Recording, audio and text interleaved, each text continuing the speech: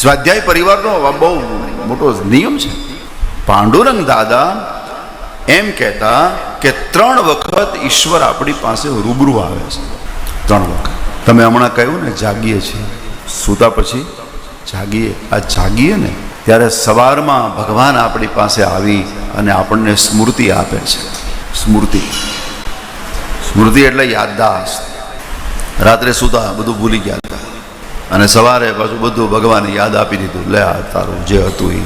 ક્યારેક વિચાર કરો ને, આપણે સૂતા બધું ભૂલી ગયા અને સવારે જાગ્યા, જૂનું કાંઈ યાદ જ ન આવ્યું તો બધું. ત્યારે કેમ બોલો કોમ્પ્યુટરમાં વાયરસ આવે ને બધું ભૂસાઈ જાય એમ ભૂસાઈ ગયું તો કોની પાસેથી કેટલા લેવાના ને કોને કેટલા દેવાના ને કાંઈ ખબર ન રહી તો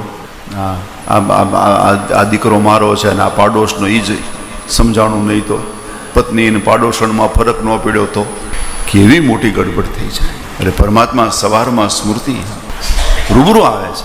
આ પાંડુરંગ દાદાનું કહેવાય.